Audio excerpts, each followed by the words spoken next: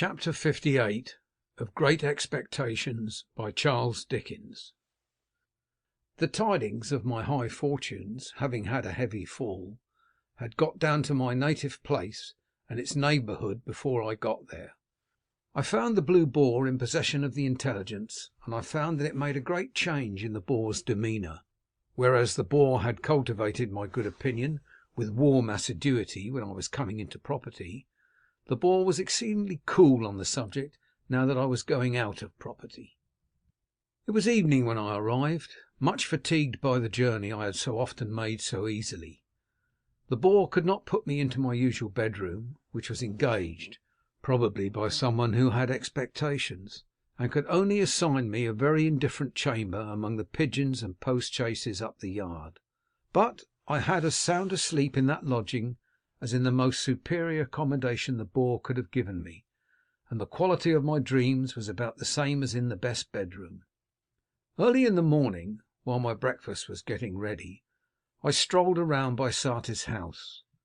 There were printed bills on the gate and on bits of carpet hanging out of the windows, announcing a sale by auction of the household furniture and effects next week. The house itself was to be sold as old building materials and pulled down. Lot 1 was marked in whitewashed knock-knee letters on the brew house, Lot 2 on that part of the main building which had been so long shut up. Other lots were marked off on other parts of the structure, and the ivy had been torn down to make room for the inscriptions, and much of it trailed low in the dust and was withered already. Stepping in for a moment at the open gate, and looking around me with the uncomfortable air of a stranger who had no business there, I saw the auctioneer's clerk walking on the casks and telling them off for the information of a catalogue compiler, pen in hand, who made a temporary desk of the wheeled chair I had so often pushed along to the tune of Old Clem. When I got back to my breakfast in the Boar's coffee room, I found Mr. Pumblechook conversing with the landlord. Mr. Pumblechook, not improved in appearance by his late nocturnal adventure, was waiting for me, and addressed me in the following terms: "Young man, I'm sorry to see you brought so low, but what else could be expected? What else could be expected?" As he extended his hand with a magnificently forgiving air, and as I was broken by illness and unfit to quarrel, I took it. "William," said Mr. Pumblechook to the waiter, "put a muffin on the table. And has it come to this? Has it come to this?" I frowningly sat down to my breakfast. Mr. Pumblechook stood over me and poured out my tea, before I could touch the teapot, with the air of a benefactor who was resolved to be true to the last. "William," said Mr. Pumblechook mournfully, "put the salt on. In happier times," addressing me, "I think you took sugar. And did you take milk? You did, sugar and milk. William, bring a watercress." "Thank you," said I shortly, "but I don't eat watercresses." "You don't eat 'em?" returned Mr. Pumblechook, sighing and nodding his head several times, as if he might have expected that, and as if abstinence from watercresses were consistent with my downfall. "True, the simple fruits of the earth. No, you needn't bring any, William." I went on with my breakfast, and Mr. Pumblechook continued to stand over me, staring fishily and breathing noisily, as he always did. "Little more than skin and bone," mused Mr. Pumblechook aloud. "And yet when he went from here, I may say with my blessing, and spread afore him my humble store like the bee, he was as plump as a peach." This reminded me of the wonderful difference between the servile manner in which he had offered his hand in my new prosperity, saying, "May I?" and the ostentatious clemency with which he had just now exhibited the same fat 5 fingers. "Ah," he went on, handing me the bread and butter, "and are you going to Joseph?" "In heaven's name," said I, firing in spite of myself, "what does it matter to you where I am going? Leave that teapot alone." It was the worst course I could have taken, because it gave Pumblechook the opportunity he wanted. "Yes, young man," said he, releasing the handle of the article in question, retiring a step or two from my table, and speaking for the behoof of the landlord and the waiter at the door, "I will leave that teapot alone. You are right, young man. For once you are right. I forget myself when I take such an interest in your breakfast, as to wish your frame, exhausted by the debilitating effects of prodigality, to be stimulated by the wholesome nourishment of your forefathers. And yet," said Pumblechook, turning to the landlord and waiter, and pointing me out at arm's length, "this is him as I ever sported with in his days of happy infancy. Tell me it cannot be. I tell you this is him." A low murmur from the two replied. The waiter appeared to be particularly affected. "This is him," said Pumblechook, "as I have rode in my shay cart. This is him as I have seen brought up by hand. This is him unto the sister of which I was uncle by marriage, as her name was Georgina Maria from her own mother. Let him deny it if he can." The waiter seemed convinced that I could not deny it, and that it gave the case a black look. "Young man," said Pumblechook, screwing his head at me in the old fashion, "you are going to Joseph. What does it matter to me? You ask me where you are going. I say to you, sir, you are going to Joseph." The waiter coughed, as if he modestly invited me to get over that. "Now," said Pumblechook, and all this with a most exasperating air of saying in the cause of virtue what was perfectly convincing and conclusive, "I will tell you what to say to Joseph.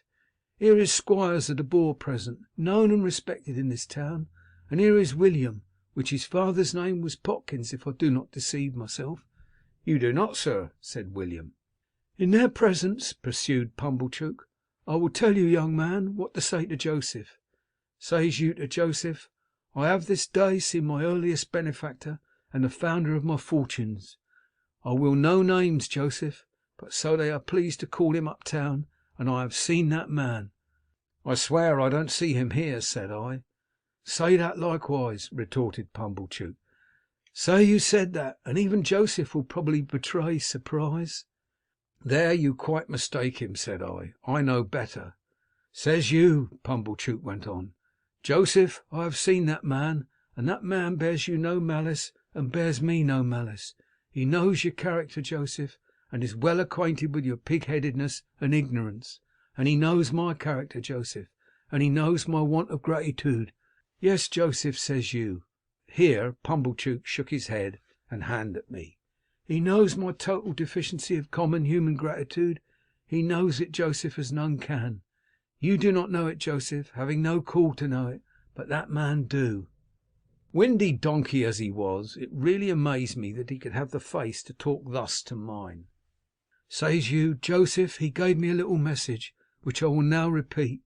It was that in my being brought low, he saw the finger of Providence. He knowed that finger when he saw Joseph, and he saw it plain. It pointed out this writing, Joseph, reward of ingratitude to his earliest benefactor and founder of fortunes. But that man said he did not repent of what he had done, Joseph, not at all. It was right to do it, it was kind to do it, it was benevolent to do it, and he would do it again." "It's a pity," said I scornfully, as I finished my interrupted breakfast, "that the man did not say what he had done and would do again." "Squires of the Boar," Pumblechook was now addressing the landlord, "and William, I have no objections to your mentioning, either up or down town, if such would be your wishes, that it was right to do it, kind to do it, benevolent to do it, and that I would do it again." With those words the impostor shook them both by the hand with an air and left the house, leaving me much more astonished than delighted by the virtues of that same indefinite it. I was not long after him in leaving the house too, and when I went down the High Street I saw him holding forth, no doubt to the same effect, at his shop door to a select group, who honoured me with very unfavourable glances as I passed on the opposite side of the way. But it was only the pleasanter to turn to Biddy and Joe, whose great forbearance shone more brightly than before, if that could be, contrasted with this brazen pretender. I went towards them slowly, for my limbs were weak, but with a sense of increasing relief as I drew nearer to them, and a sense of leaving arrogance and untruthfulness further and further behind. The June weather was delicious. The sky was blue. The larks were soaring high over the green corn. I thought all that countryside more beautiful and peaceful by far than I had ever known it to be yet. Many pleasant pictures of the life that I would lead there, and of the change for the better that would come over my character when I had a guiding spirit at my side, whose simple faith and clear home wisdom I had proved, beguiled my way. They awakened a tender emotion in me, for my heart was softened by my return, and such a change had come to pass that I felt like one who was toiling home barefoot from distant travel, and whose wanderings had lasted many years. The schoolhouse where Biddy was mistress I had never seen, but the little roundabout lane by which I entered the village, for quietness' sake, took me past it. I was disappointed to find that the day was a holiday. No children were there, and Biddy's house was closed. Some hopeful notion of my seeing her, busily engaged in her daily duties before she saw me, had been in my mind and was defeated. But the forge was a very short distance off, and I went towards it under the sweet green limes, listening for the clink of Joe's hammer. Long after I ought to have heard it, and long after I fancied I heard it and found but a fancy, all was still. The limes were there, and the white thorns were there, and the chestnut trees were there, and the leaves rustled harmoniously when I stopped to listen, but the clink of Joe's hammer was not in the midsummer wind. Almost fearing, without knowing why, to come in view of the forge, I saw it all at last, and saw that it was closed. No gleam of fire, no glittering shower of sparks, no roar of bellows, all shut up and still. But the house was not deserted, and the best parlour seemed to be in use, for there were white curtains fluttering in its window, and the window was open and gay with flowers. I went softly towards it, meaning to peep over the flowers, when Joe and Biddy stood before me, arm in arm. At first Biddy gave a cry, as if she thought it was my apparition, but in another moment she was in my embrace. I wept to see her, and she wept to see me. I, because she looked so fresh and pleasant; she, because I looked so worn and white. "But, dear Biddy, how smart you are!" "Yes, dear Pip." "And Joe, how smart you are!" "Yes, dear old Pip, old chap." I looked at both of them, from one to the other, and then, "It's my wedding day," cried Biddy in a burst of happiness, "and I am married to Joe." They had taken me into the kitchen, and I had laid my head down on the old deal table. Biddy held one of my hands to her lips, and Joe's restoring touch was on my shoulder. "Which he weren't strong enough, my dear, for to be surprised," said Joe. And Biddy said, "I ought to have thought of it, dear Joe, but I was too happy." They were both so overjoyed to see me, so proud to see me, so touched by my coming to them, so delighted that I should have come by accident to make their day complete. My first thought was one of great thankfulness that I had never breathed this last baffled hope to Joe. How often while he was with me in my illness had it risen to my lips! How irrevocable would have been his knowledge of it, if he had remained with me but another hour!